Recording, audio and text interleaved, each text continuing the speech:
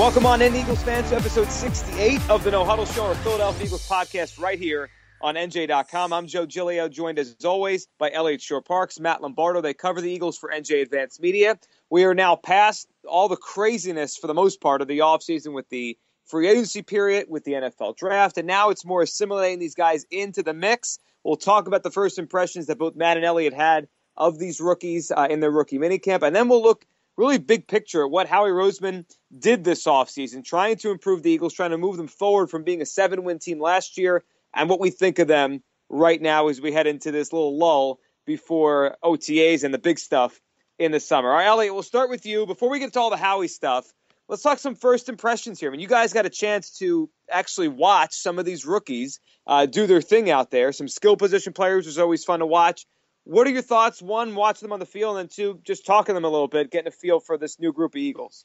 My biggest takeaway from Friday was, and we only got to see them for about 15 or 20 minutes, and they're doing individual drills. So, obviously there's not a super ton you can take away that's concrete, but we still got to see them for the first time, in the Eagles helmet, running around after reading about them for so long. So my biggest takeaway was, and we talked about this on the last podcast, was my hesitation with Derek Barnett was I thought he was very similar to Brandon Graham in size and kind of in game as well. So I was, thinking that's not really who you would want with the top 15 pick. And I still stand by that. But I would say that seeing Derek Barnett just out on the field, in a helmet and all that, he looks bigger than Brandon Graham. And maybe bigger isn't really the right word, but he looks longer. Like, he doesn't look as stout as Brandon Graham. I saw him, they were doing some drills where they were backpedaling and kind of like moving around cones. And I think he looks like a better athlete than Brandon Graham. Now, time will tell, and we'll have to see, I have to see him and Brandon Graham next to each other. But my biggest takeaway from what we saw on Friday was the comparisons to Brandon Graham, I think, are fair to a certain degree, but he's not as similar in stature to Graham as I thought before I got a chance to see him. Did you see any similarities to Terrell Suggs, or are we going to put that one on hold for a while?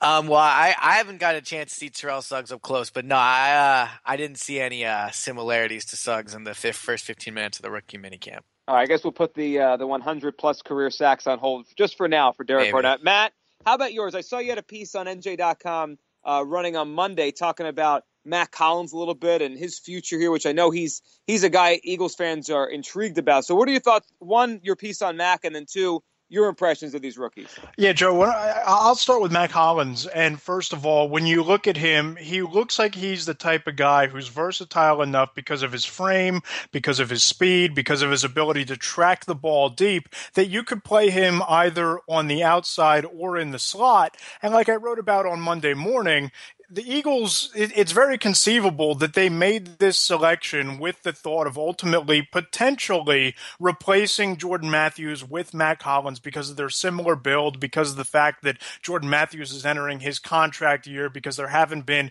many substantive extension talks with Jordan Matthews, that maybe that's a natural fit for Hollins to ultimately slide into the slot, particularly if somebody like Shelton Gibson, who's a dynamite game-breaking speedster of a wide receiver, winds up playing on the outside. And I'll just go as far as my first impressions, Joe.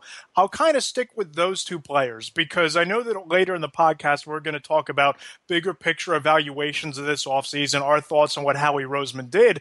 And just watching Gibson and watching Hollins this week for the 15 minutes that Elliot, myself, and the other reporters were allowed to be out there watching practice, I really got the impression that the selection of Gibson and Hollins kind of follows what the Eagles have tried to do in terms of building up this offense for this year and the future to set Carson Wentz up to improve, to set him up to take some steps forward in his career. And it's almost as if they signed Alshon Jeffrey and Torrey Smith in free agency on short-term deals to sort of give themselves some flexibility in terms of bringing those guys back or not bringing them back based on performance and on financial breakdowns. But drafting Hollins and Gibson, they're almost clones of the games of Jeffrey, and Smith. So you almost have Carson Wentz set up with two very veteran, established receivers with particular skill sets this year, with the option of plugging in Hollins and Gibson with similar skill sets to Jeffrey and Smith for the future if this all works out according to plan. So that's kind of my takeaway, that the Eagles' plan at wide receiver seems to have been in line both with what they did in free agency and the draft for 2017 and also looking ahead years and years down the line. Yeah, it's definitely layered. There's no doubt about that. They've tried to rebuild this receiving core in a layered way, where it's not just all for now, like you're saying. There's some, they could maybe get something out of these guys in the future, and they become top guys they have. All right, let's move to Howie a little bit. Matt teased it. Elliot, let's start with it.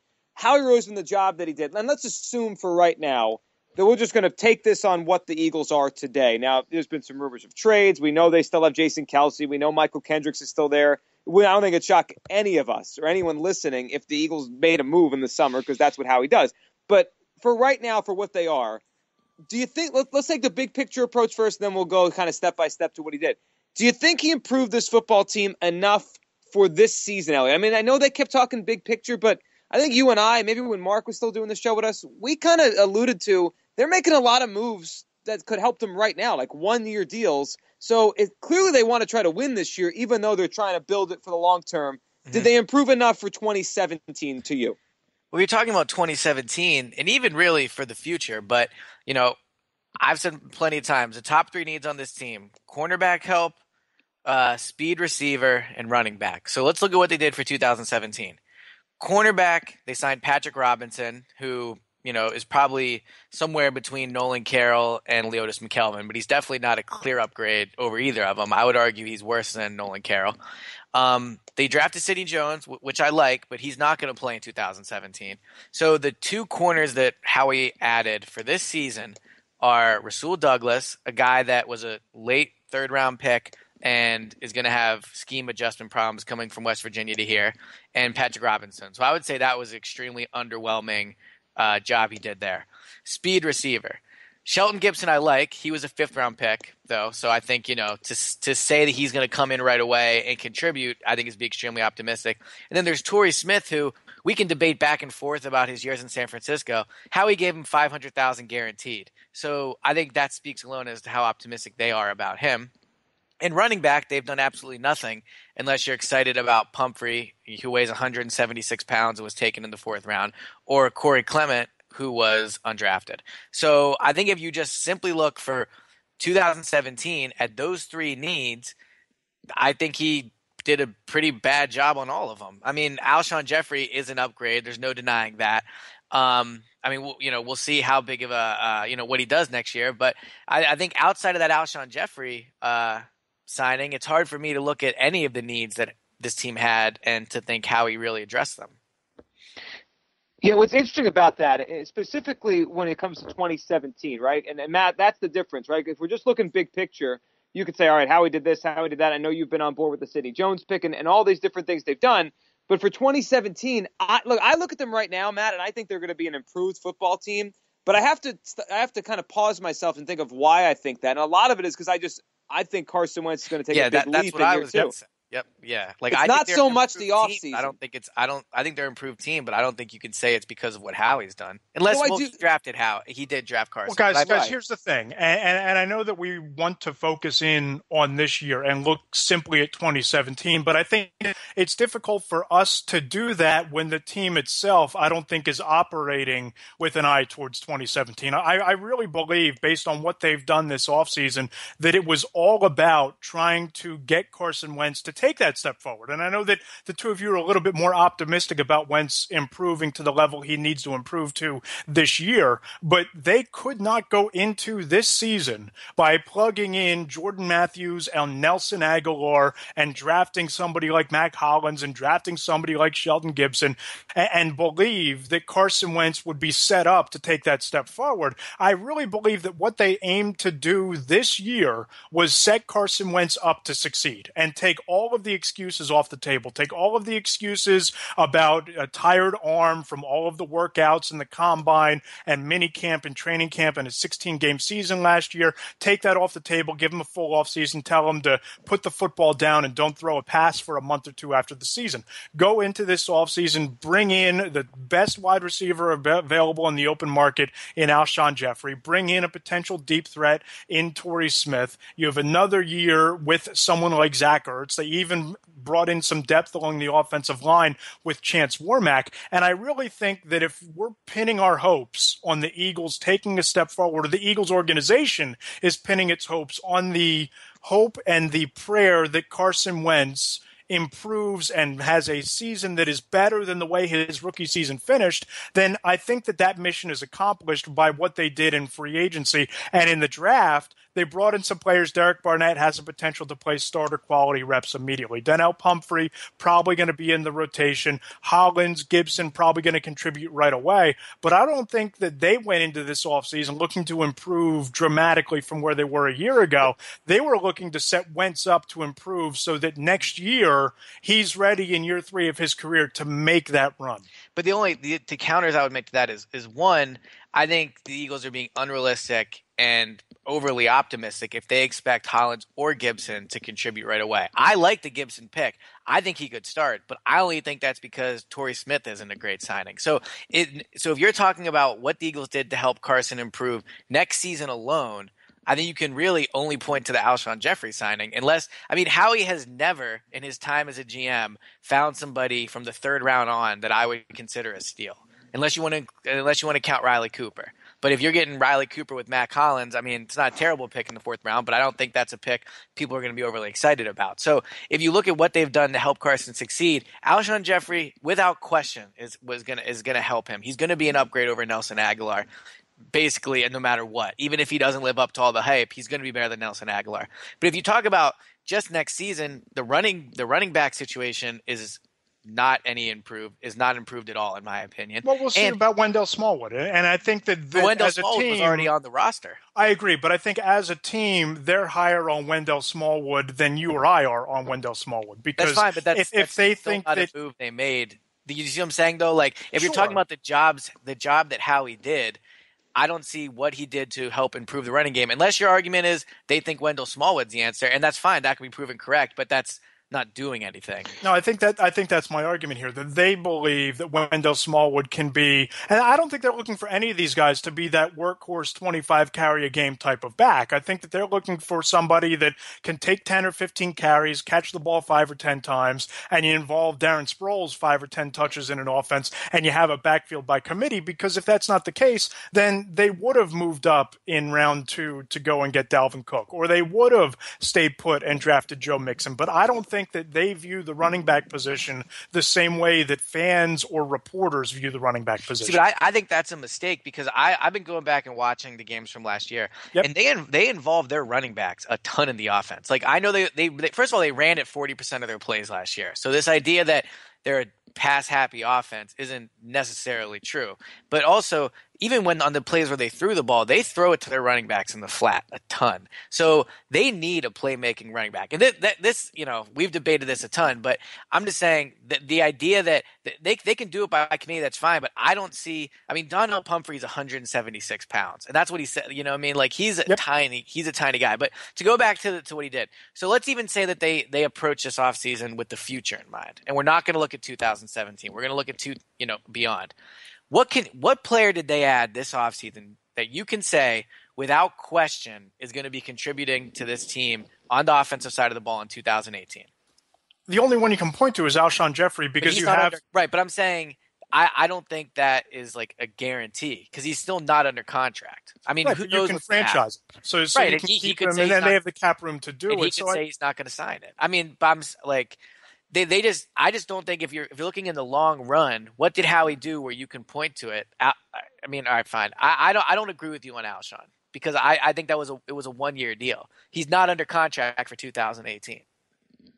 I agree, but you go back to the franchise and you get him for that one more year. So I think at minimum, it's a 2-year deal. Whether you can agree to a long-term deal or not, what's he going to do? Not sign the franchise tag and sit out for a year? Well, players have been unhappy about the franchise tag before, and the franchise tag for a receiver is not cheap. I get it, but you look at their cap space next year. As of now, they're going to have close to $40 million in cap space. So if the franchise tag eats up $9 million of that, they can still be way more than $9 million. Right? Go ahead. I'm going to look it up. Continue. So I'm just saying that if you can get Alshon for that 1 year on the franchise tag, you have him here for 2 years. Obviously, you look at Mac Hollins, you look at Sheldon Gibson. Those are guys that you brought in on the offensive side of the ball to contribute. But I'm with you that this is not something that they have gone through this offseason looking to add free agents who are going to be here in the long term. And you also have to look at why it was the way it was.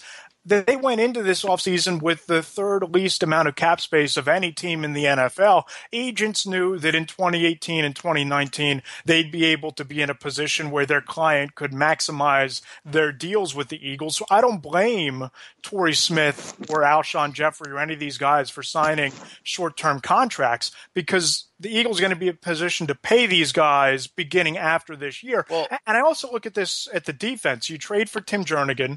You draft Rasul Douglas, you draft Sidney Jones, and improved defense, and specifically an improved passing defense, is going to help Wentz because he's not going to be playing from behind and asked to throw the ball 35, 40, 45 times a game. All right, let's go on. Let's go on, Joe. Hold on, Joe. Let me say one or two things. Okay. First, just for the listeners, the franchise tag for a receiver in 2017 was $16 million. So if they have $40 million next offseason and the franchise tag stays the same for the receiver, you're talking about, almost half, or a little less than half. Well, it probably goes up if anything. Probably goes up if anything. As the cap, yeah. Right. Okay. So I'm saying the last time I did the cap, I had the Eagles, if they get rid of guys like Peters and Kelsey and Kendricks and all those guys, which they probably will, having I think like $37 million in cap space, right? So if you give Alshon Jeffrey $17 million of that, I mean that's a fair amount of space. But if he earns it, that's money that you'll gladly spend. But here's a couple things I'd say. One, the idea that they didn't have cap space isn't true. They gave Alshon Jeffrey a cap hit this season of $9.5 million. I would bet that if you look at some of the larger deals that are handed out this offseason, the $9 million cap hit for 2017 is probably up there. AJ Bouye, who signed with the Jags, his cap hit this year is $5.5 million, and he got a huge deal. So the Eagles, I counted it a few days ago, they handed out almost $15 or $16 million in cap hits for this season. So the idea that they didn't have cap space, I don't think is completely true. Howie was able to get done what he basically wanted to get done. He decided to invest the money in Alshon Jeffrey instead of AJ Bouye, and that could end up being the correct decision. But I'm saying he could have signed. He actually, looking at the cap hits, could have signed AJ Bouye and Alshon Jeffrey if he wanted, because the cap hit for this year is only $5.5 million. But the second thing I was going to say is, so before we move on to a different topic, I would just be curious, Matt. So if you talk about moves if we take Alshon out of the equation, because I agree with you on the Alshon deal. We both agree that was a good signing. It helps him this year. And if they're able to re-sign him or franchise him, he's a contributing member in 2018. But I don't see what moves he made outside of Alshon that are slam dunks to help this team next season or going future, because Sidney Jones is not a slam dunk. As much as I like the pick, I don't think you can count on him to be an actual contributing player until 2019, because next year in 2018, he'll be coming back from this injury and it'll be his rookie year. And even then, who knows? Again, I like the pick, but I don't think you can call Sidney Jones a slam dunk. So I'm curious, and Joe, I'll actually ask you too, what moves do you see that Howie made that are slam dunks, considering all the needs? I'm not saying he had to fill all the needs, but what need of cornerback, speed receiver, and running back has he found one slam dunk answer to this offseason? Well, There's none. The answer is zero. Zero slam dunks. I also think the notion of a slam dunk is a little bit of a misnomer, because you only get so many draft picks. You only can follow the board the way that it breaks in front of you. And you look at the rest of the offseason, right? You look at Tim Jernigan, probably going to be a better fit than Benny Logan, at least for this year, along your defensive line. You bring in Rasul Douglas, and then you want to talk about a speed receiver, bringing in Torrey Smith at less than $1 million in guaranteed money.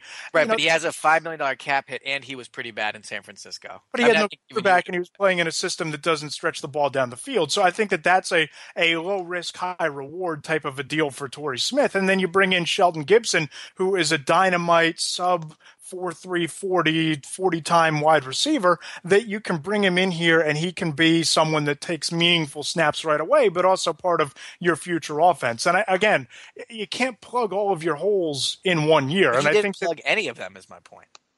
Like Sheldon Gibson, you say Sheldon Gibson, and I like the pick, but if me, you, and Joe would have done this podcast after the last game of the season, right?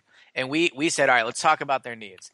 Running back. Where if you would have told me their best answer at running back was going to be Donnell Pumphrey, then I would have said that's, I'm not blown away by that. If you'd have told me their best one was going to be a 5th round pick in Sheldon Gibson to stretch the field, I think I wouldn't be blown away by that either. And then at cornerback, I like Sidney Jones, but again, he's not playing this season and he's coming off of a bad injury. So Rasul Douglas is your guy, and they did as much as we've talked about cornerback in this draft, and Matt, said it a ton before about how a good cornerback can help Carson Wentz because he's going to get the ball more and it's going to help the defense. The best cornerback they added to this roster didn't come until the 3rd round of the draft. They didn't sign anybody in free agency because Patrick Robinson, I think we all agree, is just a journeyman. And so Howie's biggest need that we all agreed last season hurt this team the most was receiver and cornerback. They got Alshon Jeffrey, but he's not a deep threat. But I agree that was a good move. So I don't see what Howie did that you can say, all right, that was a really impressive move. Outside. All right, let me ask you this. So what would you have done differently? Because obviously your outlook is improve this team to the point where it can make a run in 2017, which is, and I'm not saying that it's a false premise on your part. I just think it's unrealistic to look at this team and think that there were moves to be made to lift them into playoff contention this year. I think Matt, that's a good question. Wait, let's time out a second. Anyway. That's a good question, Matt. Let's wait on that because I don't want to lose this because you guys are both hitting on something I think is interesting here, and then we'll get to the what he could have done because that could be a whole separate debate we get into. All right, as far as and Elliot, I think you bring up a really good point. And I think the answer to this is, if you want to give an answer on Howie's behalf, it's last year, right? It's Jalen Mills, it's Carson Wentz. It's that we're looking at what he did to improve the team in this offseason. But a lot of these improvements, and this is every team, right? It has to come from the guys that are already there more than it has to come from the guys they brought in. So as far as corner, I think if you want to make a case for it, it's Jalen Mills is ready to play and play well. That would change it, right? Because Jalen Mills and Rasul Douglas might be better than Leotis McKelvin and Nolan Carroll. They might be worse, but they might be better. And then at running back, I want to throw this at both of you. And I just feel like I was with you guys, and I remember having conversations, Elliot, at the end of the season about the running back position. Are we reading this puzzle wrong? Maybe they don't think they need running backs. Maybe they're going to throw the ball 65% of the time this year. Think about it. All they did is they signed 2 receivers. They beefed up the offensive line. They didn't cut Peters when they wanted him to take a pay cut, which most teams maybe wouldn't have done. They draft 2 wide receivers, and the only thing they done at running back is Donnell Pumphrey. Doesn't that scream to you that they're just going to throw the football a lot? Okay, I have one quick point, and then I'll let Matt go because I'm sure he has a lot to say on this. But the running back thing, it's been reported by Jeff McClain, and I've heard the same sense, that they thought they were going to get Dalvin Cook in the second round. Okay, so if they take Dalvin Cook at 43, I don't think we're sitting here and saying, maybe they're not going to run the ball. Maybe they don't want a running back by committee. All those things. No doubt. Right. So I don't think we can say, to your question, Joe, that they don't value the running back position. I think Howie just misplayed it a bunch. I mean, Howie said this was a potentially historic running back at draft at the running back position. He said that at the combine, right? The running back they drafted from this class was Donnell Pumphrey. So I don't see a guy that, and Matt wrote this on NJ.com a few days ago, a guy some people are saying might have to play slot receiver. So I don't think they don't value the running back position. I think Howie just misplayed his hands with getting Dalvin Cook, and then it just all fell apart from there. Matt, what do you think? One, about what they did, and then 2, what Elliott's saying. Sure. No, I agree to a certain extent that if Dalvin Cook is on the board at 43, there's probably a pretty good chance that Dalvin Cook would be the selection. So I agree in that regard. I also look at it that once you look at the guys that went off the board, when you look at McCaffrey being gone, you look at Fournette being gone, you look at Cook being gone, I think that they just kind of threw their hands up and said, well, we have Wendell Smallwood. We have one more year remaining with Darren Sproles. We have this kid in Pumphrey who can do a lot of the similar things to what Sproles is able to do. Let's snatch him up and see how this thing all forms. And you look ahead to next year's draft class, and I know it's a fool's errand to depend on next year's draft class in any year at any position, but you have potentially a deeper running back class with backs that have less mileage on their tires next year. So it's not as if they're never going to get a running back. And Joe, to your point, I think there is something there because I can scream about it. Elliott can scream about it. Fans can tweet about it nonstop about how the Eagles need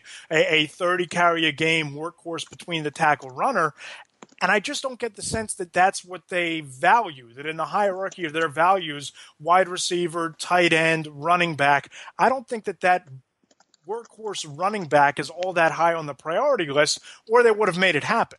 And I think that the way that Doug Peterson uses his backs, they use them by catching passes out of the backfield, as Elliott pointed out, catching passes in the flat, lining them up in motion in the slot receiver position and catching passes that way. And I don't think that they value that 30 carry a game bruising back the way that a lot of people think that they should. I don't completely disagree with that. I'm just saying that, in my opinion, and this is again my opinion, that this is not, maybe this isn't what the Eagles think. I just think that's a wrong way to go about it because the running back's a huge part of this offense. And so to kind of piece it together with all these guys, like maybe Wendell Smallwood improves, or maybe he's a player he was last year. Darren Sproles, hasn't lost a step yet, but he's not an every down running back.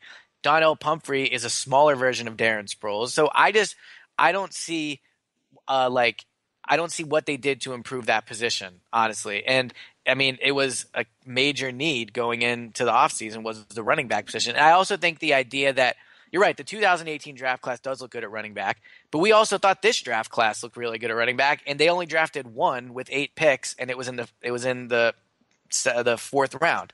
So the idea that maybe they'll take a running back next year. Maybe they will, maybe they won't. But, I don't think you can look at that as a definite plan because they've shown, and I think it's a wrong idea, but I think they've shown that they don't value that position. So what should they have done differently or could have done differently? Because I think that's the next part of this, right? Like it's done now. They've made these moves, and they have to lie in their bed now. Do we all before we get into this question, do we all think they're improved from where they were a year ago? And I do. It's mostly because by osmosis, like Wentz and guys like Jalen Mills. I think they're a better team. They should have Lane Johnson for a full year, assuming he's not a knucklehead again in the offseason and gets himself in trouble. I think they'll be a better team. And I think their offense and defensive lines are deeper and better. And I think they're better. I don't think they're a playoff team, but then they're not that far away. Maybe 9-7 is where I look at them right now. Do you guys think they're better, or do you think they're the same? I think they're marginally better, Joe. I picked them at 8-8. They were a 7-9 team last year. I think they did enough in this offseason. And I do think that Carson Wentz, with the added help at wide receiver and with Lane Johnson being healthy and beefing up the defensive line, which appeared to be a pretty, high priority of theirs, making the Jernigan trade and then taking Derek Barnett in round 1, that should be good enough to make you an 8-8, 9-7 football team. But I don't think they're that much better than that, and I don't think that there's a whole lot. And Elliott, maybe you can enlighten me on what you think they should have done differently, but I don't think that there's a whole lot they could have done to make this team much better than 8-8 or 9-7 based on the rest of the division, based on the schedule, and based on the fact that as much as everybody wants to be optimistic about Carson Wentz, in a lot of ways, based on that second half of the season, he's a little bit of an unknown going into this year based on what you're going to get and just how much he's going to improve in his second year. Well, I think Carson Wentz actually played his best football of the season the last 3 games. And I know the Cowboys game wasn't really much, but, beating the Giants at home on Thursday night and leading them back against the Ravens for almost a win there, I thought he played, pretty well at the end of the season. But I agree, we're all assuming he's going to take a big step, but we don't know that to be certain. I would say, I think they're a 9-7 team, so I do think they're improved. Again, I think that's mostly because of Carson Wentz. But what they could have done is they could have signed AJ Bouye. They could have signed a big name cornerback. The idea that they couldn't is incorrect. They had the ability to do it. So Howie decided not to do that. probably because, and this is just me guessing, he thought the cornerback draft class was really deep. And, he was correct. I mean, it was viewed as deep. We'll see if all these players pan out. He got Sidney Jones. That was the gamble he took. And, he got Rasul Douglas. So we'll see. Who's arguably a top 10, top 15 talent when healthy. So is it a gamble? Is it a risk? Sure. But we're sitting here saying they didn't do anything at corner. But if Sidney Jones gets healthy, and again, it is a risk. A torn Achilles for a cornerback is a risk. But if he approaches the kind of talent that he was pre-injury, pairing him and Douglas long-term is a cheaper, higher ceiling gamble than bringing in another high-priced cornerback. Would it not be? I would argue signing A.J. Bouye is a much safer move than drafting Sidney Jones because of the Achilles. And because we know he can play well in the NFL. We assume Sidney Jones can. I mean, I like him, but again, he's a prospect. Now, if you told me, would you rather sign A.J. Bouye or take Sidney Jones? Let's say he never tore the Achilles. Would you rather take him at 14 or sign A.J. Bouye? Then I think you can make an argument because of costs and all those things that Sidney Jones will be the better selection. But AJ, I mean. AJ Bouye, if we're sitting here right now, we're talking about this podcast, and they sign Alshon Jeffrey and AJ Bouye, and then they draft Dalvin Cook at 14. I mean, I don't know. I mean, I think that's a better offseason, don't you? I think that Dalvin Cook went in the second round for a reason. So taking him at 14 would have been a little bit of a reach, but if they would have came away with Bouye and a running back, say, whether they move up to get McCaffrey or they stay put and they draft either Barnett or Jonathan Allen, or they take O.J. Howard, I'd say that that's a better offseason. But I look at the draft, and Elliot, you and I view the draft pretty differently in terms of how we evaluate what they were able to do. But if you're able to get Bouye and you come away with one of the top-tier running backs or a top-tier offensive playmaker, then, maybe it's a better offseason. But I think that assuming health for Sidney Jones, if you can get a top 10 talent in round 2 and you pair him with Rasul Douglas, I think that they've set the foundation for this to be a Bobby Taylor, Troy Vincent, or a Lito Shepherd, Sheldon Brown combination for up to a decade. See, I look like, I mean, if these players pan out, then but I think it's easy to say, like, well, they drafted 2 cornerbacks, so it could be those 2 guys.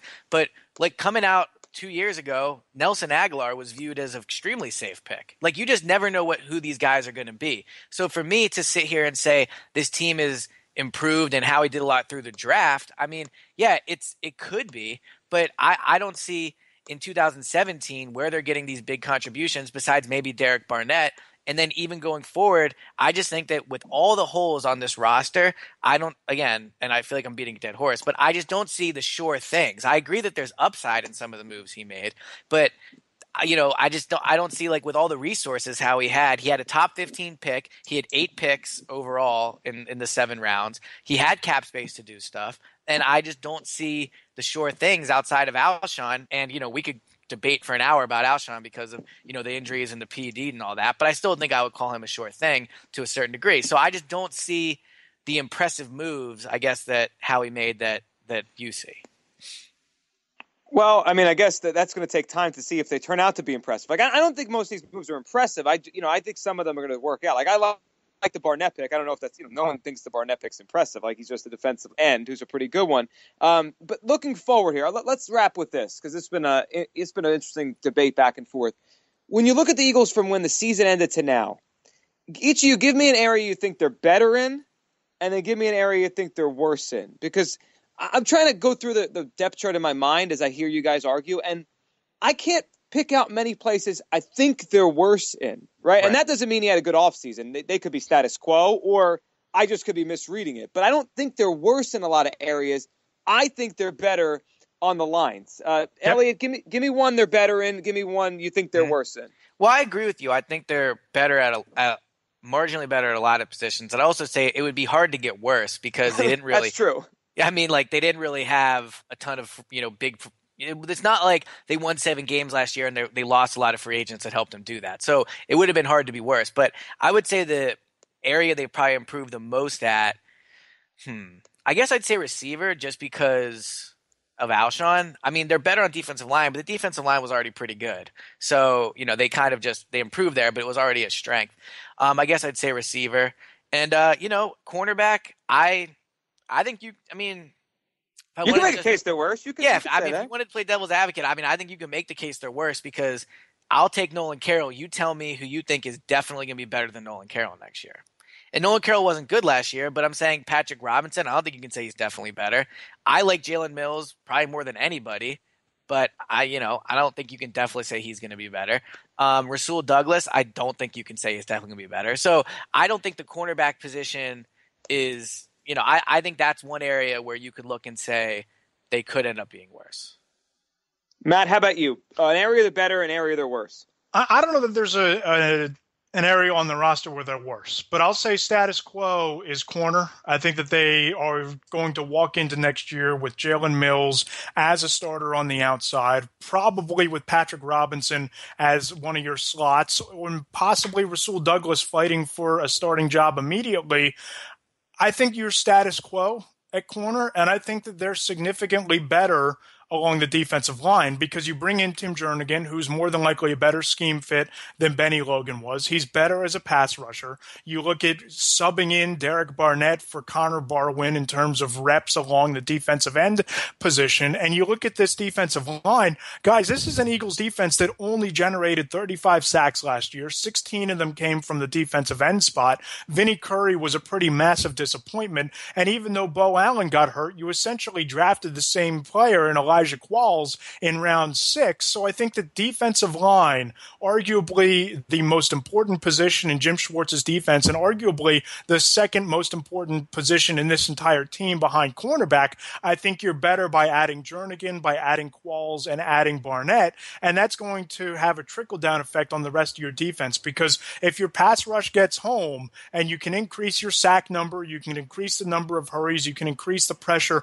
up the middle in addition to the pressure from the two end spots, that's going to make life a whole lot easier for your corners. So I think the defensive line being improved, cornerback being about status quo, I think that could have the opportunity to take this defense from being a top 15 or so defense, maybe up to being in that top 10 range, which is going to help your team in general. But don't you think, and then I know we got to wrap up soon, but don't you think that the fact that you're saying cornerback is status quo is a major, problem for Howie, that we went into the offseason saying it was the biggest need, and now here we are with the offseason basically over, and we're saying they stayed status quo? I agree with you. The defensive line is improved because he put so much of his resources into it. But don't you think the fact that you yourself just said it's status quo at cornerback is for this year, and that's before we even factor in Sidney Jones. And I think that Sidney Jones is going to factor in pretty significantly both in how we view this draft and how that position winds up shaping up. If he's never healthy or if he's a shell of his former self, then absolutely this was a failure. But if he next year steps on the field or in November or December steps on the field and he's 98% or 95% of the same player he was at Washington, you're getting a pretty good football player. You're getting arguably the top cornerback in this entire class, and that's going to elevate that position in 2018, which I think has been the Eagles' vision for this entire offseason. Yeah, I think if you look at it in best case scenario, yeah, but I just think if you look at him a little more realistically, I mean, to say that, they got the best cornerback in the draft, I think it is, if he's healthy, he could be, but he's not healthy. That's why he fell to 43. Right, but I'm just saying in terms of evaluating the position, I think that they're looking at by taking Sidney Jones, they're obviously building for 2018 or 2019. They didn't invest that pick in building to make this a playoff team in 2017 is I guess the point I'm trying to make. And right. If you can bring Douglas to play now, get his feet wet opposite of Jalen Mills or in the slot, and then you plug in Sidney Jones whenever he's healthy, then I think that if we're talking about at the end of next year, which position improved the most from the end of 2016 to the end of 2018, if you plug Sidney Jones into that equation and he's the same player, then I think we can make a case that that position improved the most. But just right here today, I think it's about status quo with the chance to perform better because of the improvement along the defensive line. It's funny, we had this whole offseason, we debated all these different things, and it feels like one decision and one move is kind of the point how everyone feels, right? It's the second round pick. It's Sidney Jones and not trading up for Dalvin Cook. I'm listening to this whole thing. I've heard it from fans for the past 3 weeks. Like if they trade up for Dalvin Cook, there's probably a lot of people that are excited, some that are not. If they draft a different corner that is actually healthy, it's probably a different perception. Like the fact that they didn't trade up for Cook and Jones was sitting there to take that risk on, I feel like it shapes whatever you feel about this draft. Do you agree with that, Elliot? That was kind of like the pivot point of the bow on the offseason? It makes it a little more confusing as to what they are building for, because the Alshon Jeffrey move is a win now move. Derek Barnett's a very safe pick. I think that's I don't think he has superstar potential, but I think that's in some ways a win now move. It helps your defensive line right away. And then the Jones pick at the biggest position of need, is a win, is a building for the future move. So I think that, you can make arguments for all the moves Howie made for better or worse, but I think when you look at were they trying to win now or were they trying to build for the future, I don't see it a slam dunk either way, and that kind of shakes things up, and it makes it hard to really like what he did this offseason, because it doesn't seem like there's a clear plan in place. And even if you pick one way or the other, you can poke holes in the moves they made. First of all, I agree, Joe. It's a complete linchpin, the Sidney Jones pick, and how this draft is viewed by fans, because I hear all the time, whether it's from my father, who's a season ticket holder, or friends who are season ticket holders, just general fans on the street, I hear all the time, well, what's the deal with the Sidney Jones pick? What's the deal with the second-round selection? So how this draft and how this offseason is going to be viewed, I think absolutely comes down to Sidney Jones and his recovery. But guys, I think it's almost, and I don't mean this, Elliot, as a criticism, I think it's almost too simplistic to say,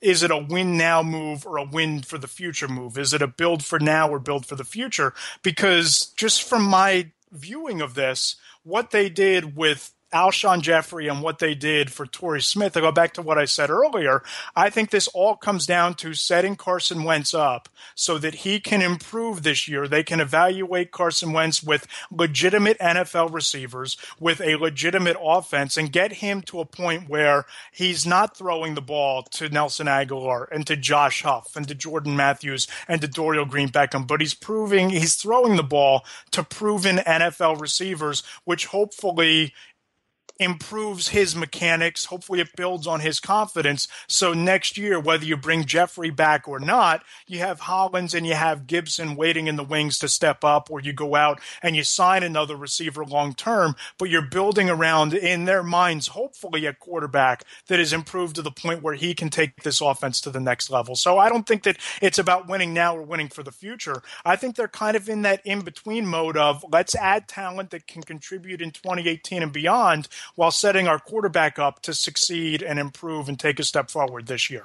Sounds like a 9-17, 8-8, 9-17. That's just about right. Kind of in the middle there. All right, this was fun, guys. We'll be back soon to do another one, and I'm sure the debate on Howie's offseason will probably, just like last year, like everyone loved Howie's offseason last year, and outside of Wentz, it was kind of up and down, the feelings on it throughout the season. I bet this will be a similar thing as we go throughout training camp and the summer and the season. Elliot, as always, thanks for doing this. Yep, talk to you guys soon.